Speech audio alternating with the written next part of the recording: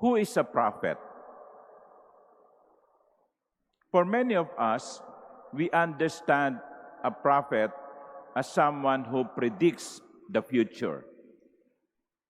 He tells what is going to happen in the future. And we are right. But more than predicting the future, the most important mission or role of the prophet is to speak the word of God, to speak on behalf of God.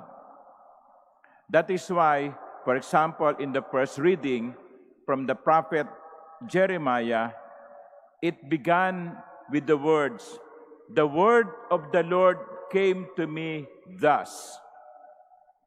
And then at the end, "Thus says the Lord." So, ang isang propeta ay spokesperson ng Panginoon. Kuminsan, ang sinasabi ng Panginoon ay ito, kung ano yung mangyayari sa bayan niya. Kaya nga, totoo na ang propeta ay sinasabi kung ano yung mangyayari sa hinaharap. Because it is God, it is the Lord who gives him this information. So, what is a prophet? Most importantly, he is a spokesperson of God. Tagapagsalita ng Diyos. Is John the Baptist a prophet? Yes. By definition, he is a prophet because he spoke the word of the Lord. He spoke for the truth. And he was courageous in doing so. Imagine, sinabihan mo si Herodes, ang hari, hindi tama na kinakasama mo ang asawa ng iyong kapatid.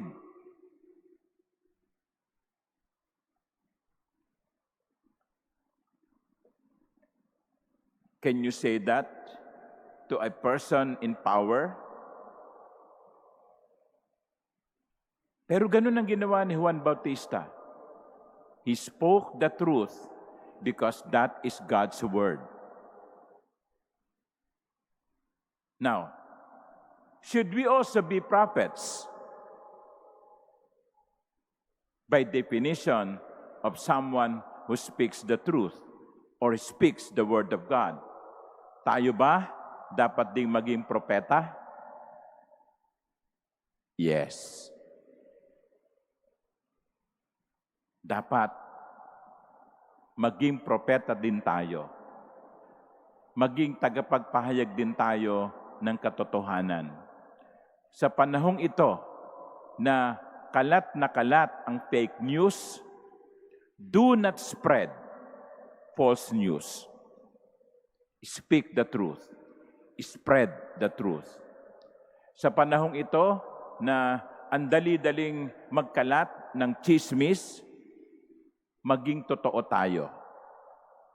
Sa panahong ito na ang dali-daling magkubli sa social media, na maging anonymous, let us be truthful.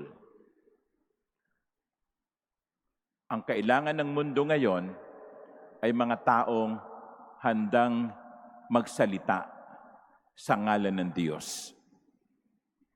Not in order to be better than others, not to lift up ourselves,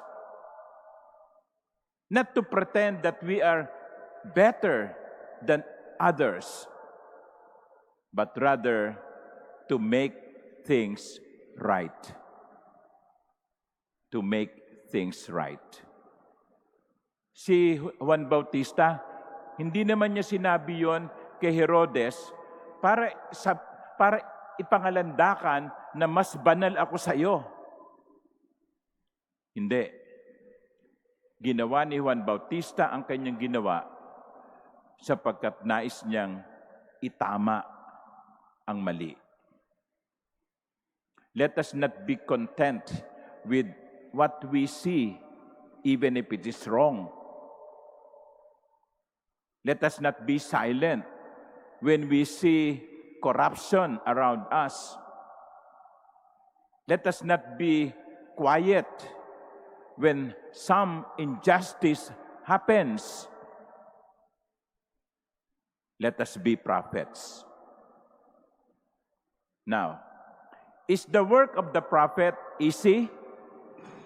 You know the answer to that. No. In the past, prophets have been killed, and John the Baptist was beheaded because he was a prophet. Yun din ang ipangangako ko sa inyo. Hindi madali ang maging propeta. Hindi madali ang magsiwalat ng katiwalian.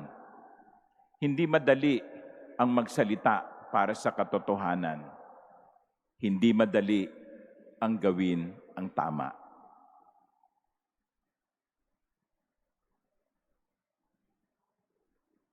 So, anong pipiliin natin?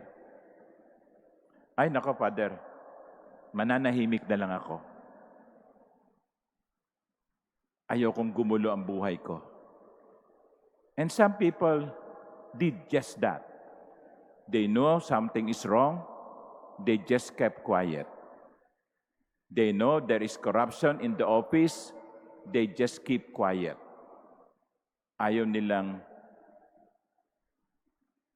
magulo ang kanilang buhay. But